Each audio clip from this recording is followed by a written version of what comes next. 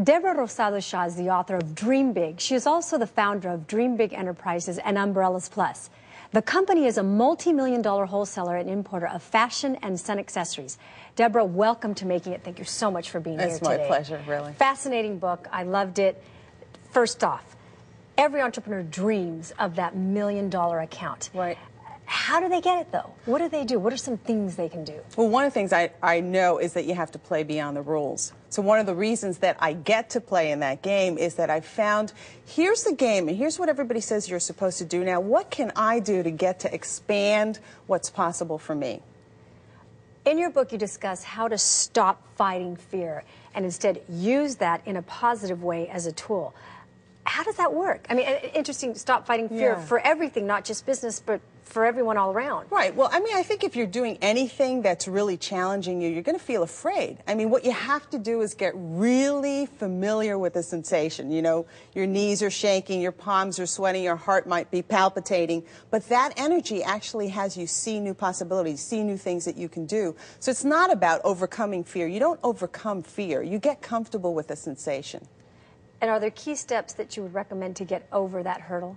Well, one of the things I say is don't open up on Broadway. You know, you should never go that big major pitch. Don't do it to the people that, you know, you really need to get that day. That's not where to try something out. Go to a small account and kind of run through it, accounts that you don't care about, relationships that aren't really that important to you, and kind of do the runs for yourself. So by the time you get there, you kind of have it in your system.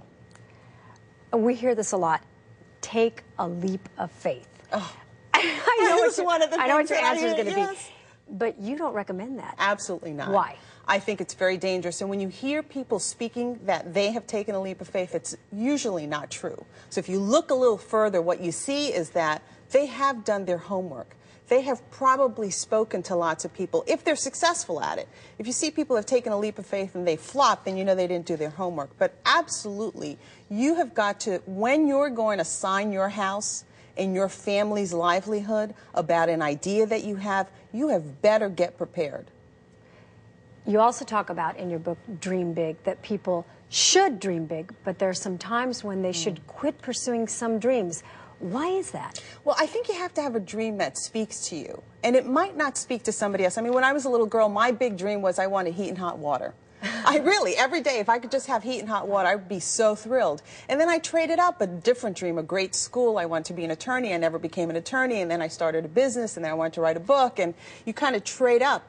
But I think that if you don't have that dream that acts like a magnet in your life, then you can't move forward. But there are times. I applied to law school 11 times. And then I got it. You know what, Deborah? This dream is dead for you. You have to mourn it and grieve it and say, this one is done. Now what am I going to do? Because if you don't clear up something that is dead and is over, you never give yourself the space to move on to something new. So I would never be the entrepreneur that I am today. Never have written a book, never speak all around the world, if I hadn't been willing to say, this one is done. And I have something else to go on to. That's right. How do people play beyond the rules and win? Explain that to me. Well, I'll give you an example. My first job, I was a customer service clerk in a company, and I saw people selling, and I wanted to sell, and they wouldn't give me an opportunity. And so one day I decided I was going to impersonate a salesperson after I did all my homework, and I called on a major account in New York, and I sold it. On a sick day, I had to borrow a suit, I had to make up business cards for myself because I had none, and I sold a $140,000 order. And then, of course, I knew I was going to get fired by my customer service manager, so I made an appointment with the president of the company and gave him the order. But that really launched me into a career in sales that had I not been willing to play a little bit outside of the space and the structure that was given to me, I would never experience.